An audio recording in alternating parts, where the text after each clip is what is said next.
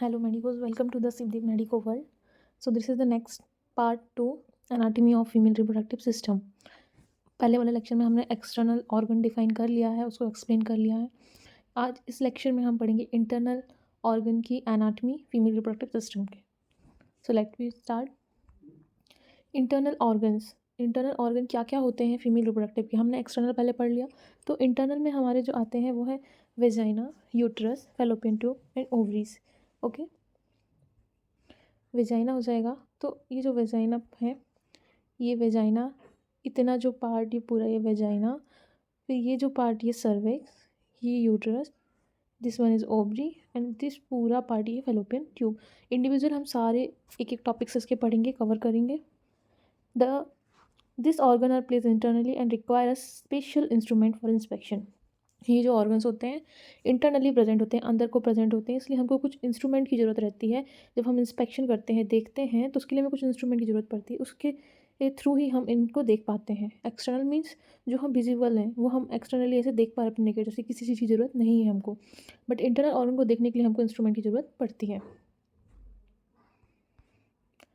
Next इसको sagittal section पे अगर अपन देखें, इंटरनल ऑर्गन्स, हम साइड से एक बॉडी को कट कर दिया, फीमेल बॉडी को, तो इस तरीके से ये ऑर्गन अरेंज होते हैं.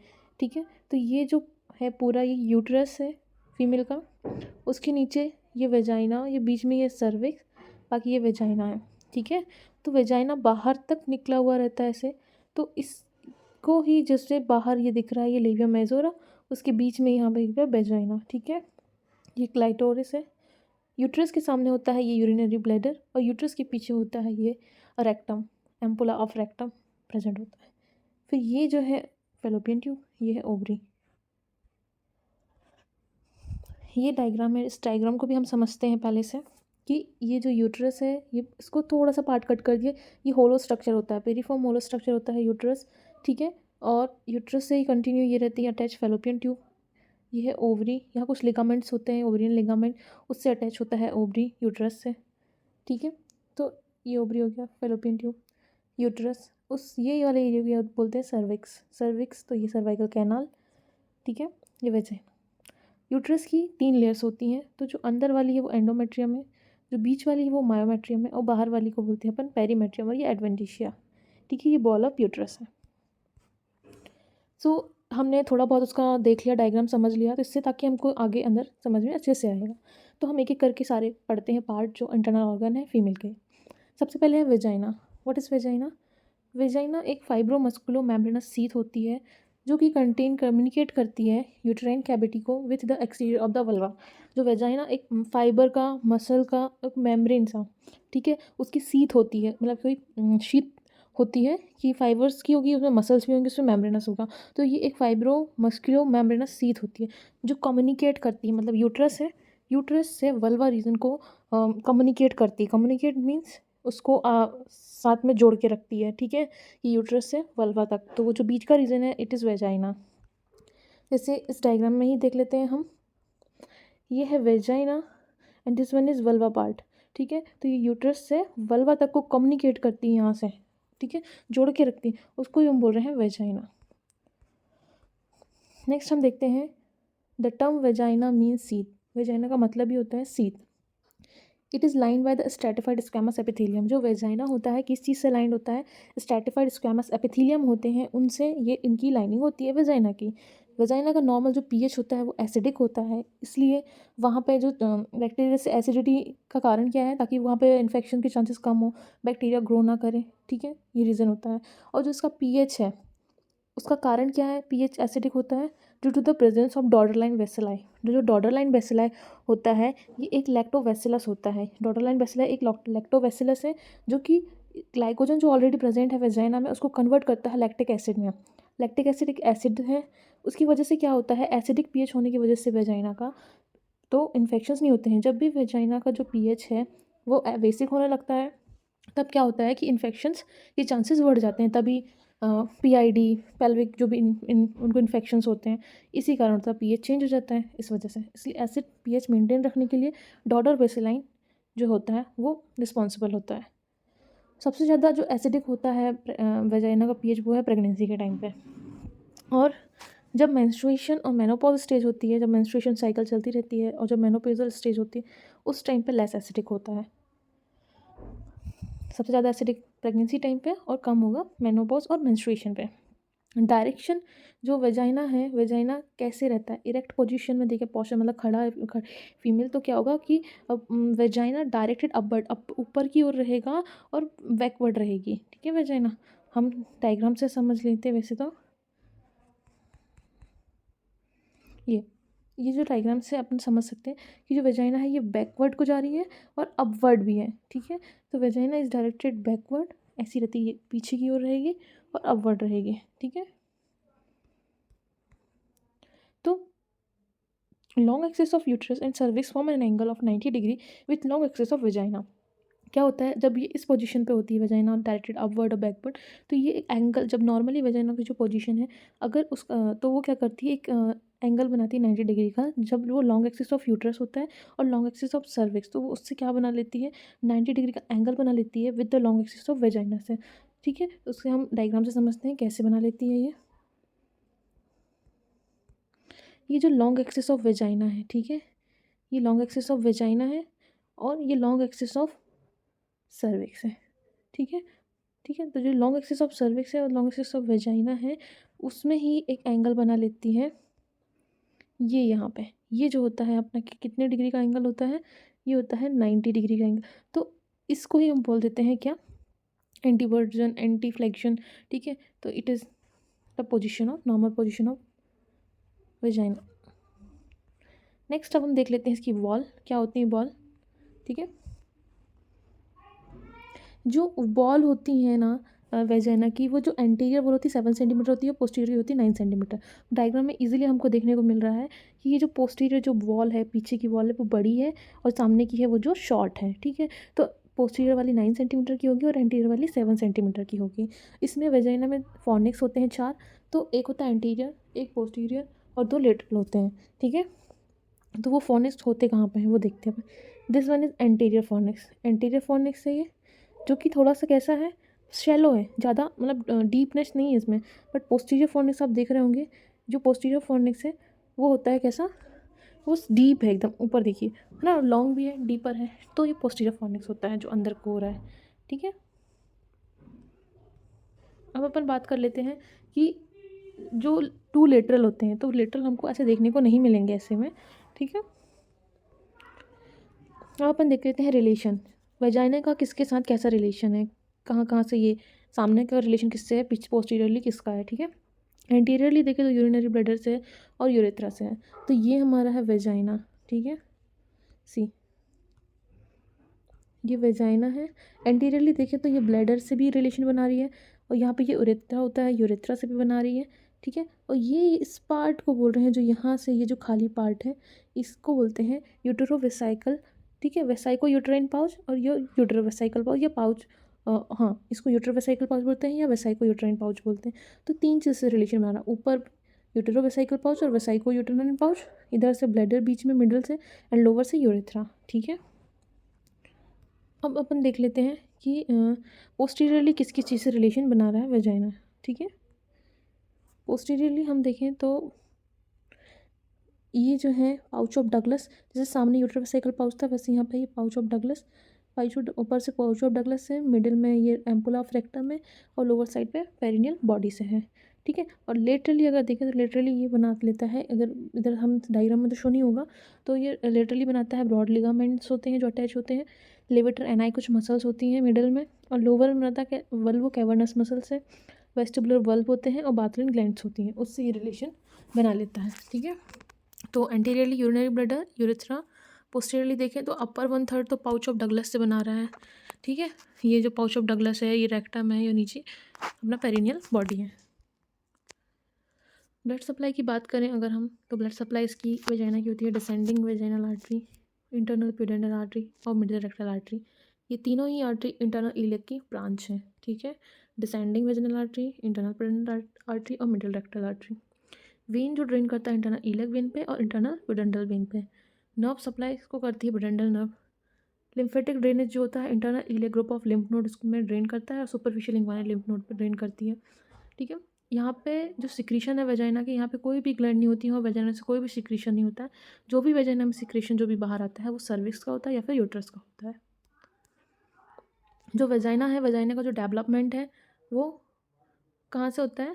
अपर 2/3 जो होता है वो मुलेरियन डक्ट से डेवलपमेंट होता है और जो लोअर 1/3 है वो यूरोवेजाइनाइटल स्वेलिंग से होता है।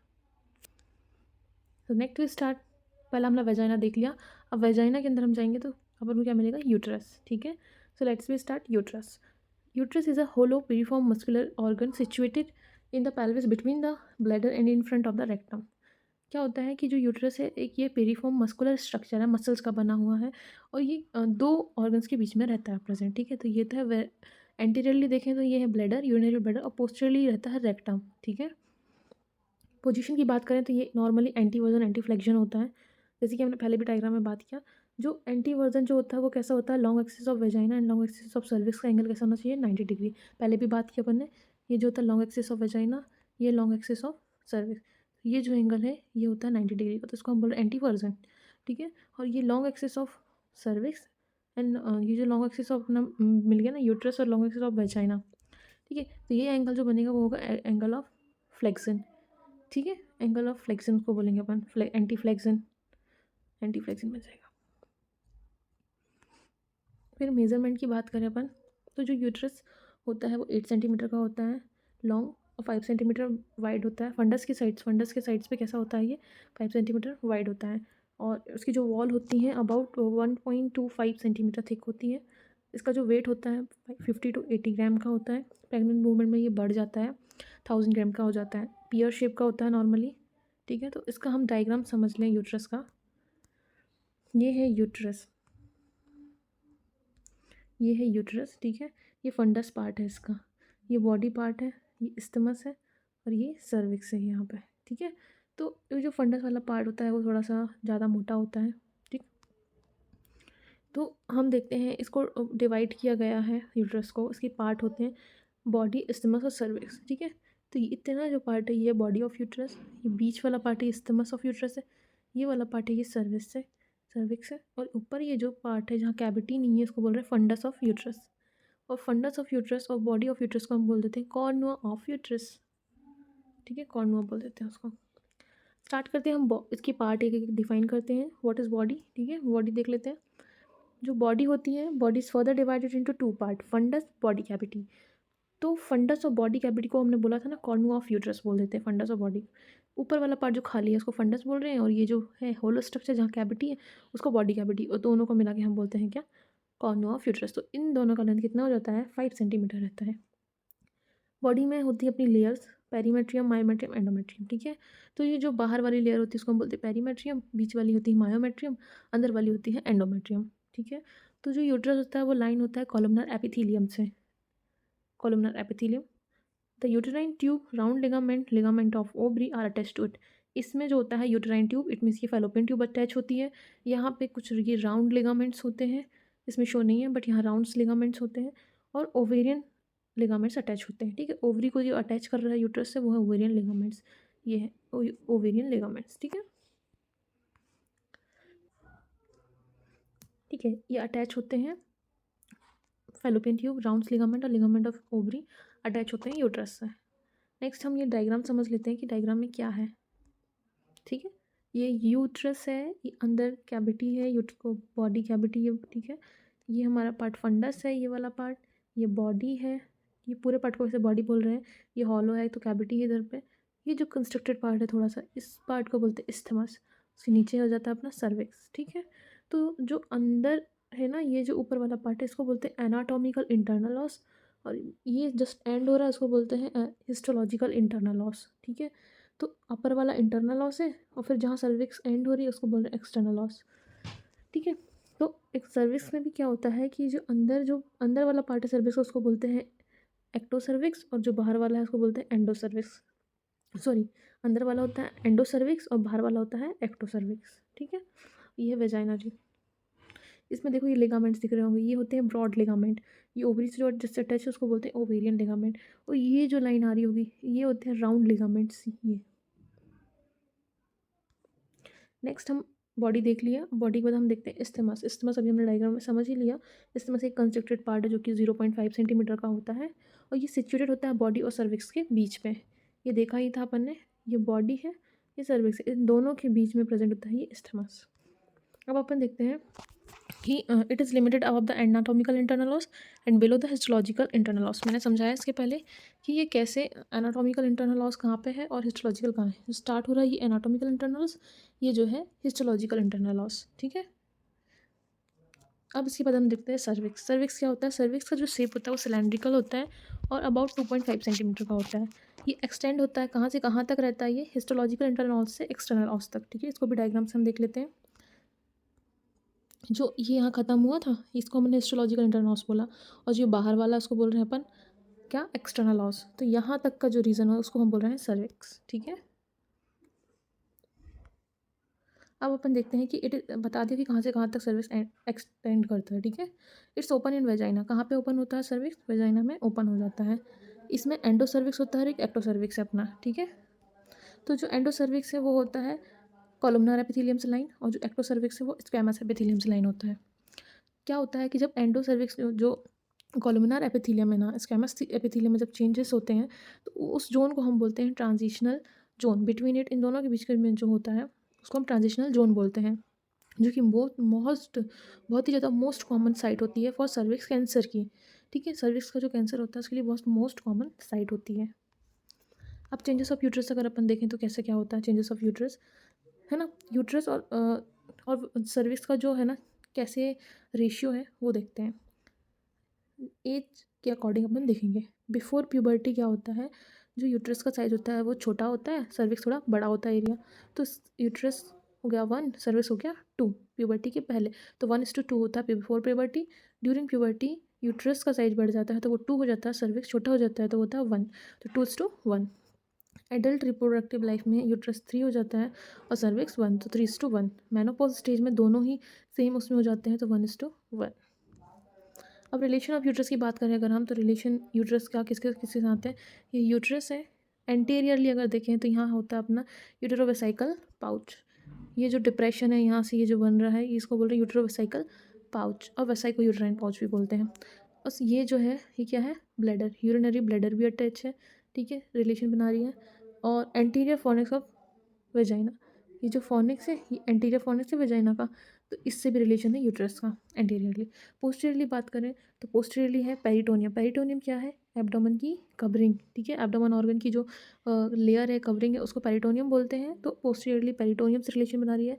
और पाउच ऑफ डगलस, ये जो डिप्रेशन जैसे यहाँ पे पाउच था वही यहाँ पे पाउच है तो इसको बोलते हैं पाउच ऑफ डगलस, जो कि इंटेस्टाइन कॉइल को भी कंटेन कर रहा है, ठीक है। पोस्टीरियर फॉर्निक्स ऑफ सर्विक्स से भी रिलेशन बना रही है ये जो पोस्टीरियर फॉर्निक्स ऑफ वेजाइना, ठीक है। लेटरली देखें तो ब्रॉड लिगामेंट्स होते हैं यूट्रस के, लेटरली यूट्राइन आर्टरीज और वेन पास होके जाती हैं। यूरेटर भी होता है वहाँ पे, ठीक है। और lateral fornix of vagina. Ligaments देखिए अगर अपन यूट्रस के, तो यूट्रस में 2 टाइप के लिगामेंट्स होते हैं, एक तो फॉल्स एक ट्रू। जो फॉल्स लिगामेंट होते हैं वो पेरिटोनियल फोल्ड होते हैं, मतलब कि जो एब्डोमेन की ऑर्गन की जो कवरिंग होती है ना वो ही फोल्ड्स बना लेते हैं, पेरिटोनियम ही फोल्ड बना लेती हैं कुछ, उनको हम बोलते हैं फॉल्स लिगामेंट। और ट्रू लिगामेंट्स जो होते हैं वो फाइबर मस्कुलर बैंड्स होते हैं, फाइबर के मसल्स के बैंड होते हैं, ठीक है, वो होते हैं ट्रू लिगामेंट। तो false ligament do not provide the support of uterus where is the ligament true are provide the support to uterus. False वो होते हैं जो यूट्रस को सपोर्ट नहीं देंगे, सपोर्ट प्रोवाइड नहीं करेंगे, बट जो होते हैं अपने कौन से?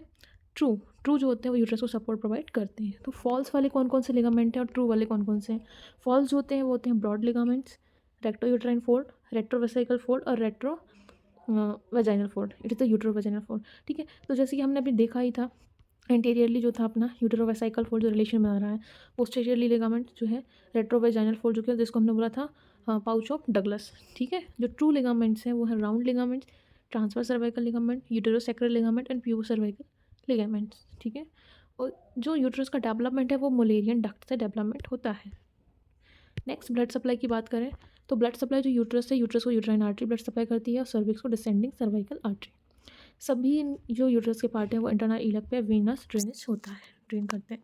लिम्फेटिक ड्रेनेज की बात करें तो लिम्फेटिक ड्रेनेज जो होता है यूट्रस का वो अलग अलग पार्ट का अलग अलग जगह पे होता है।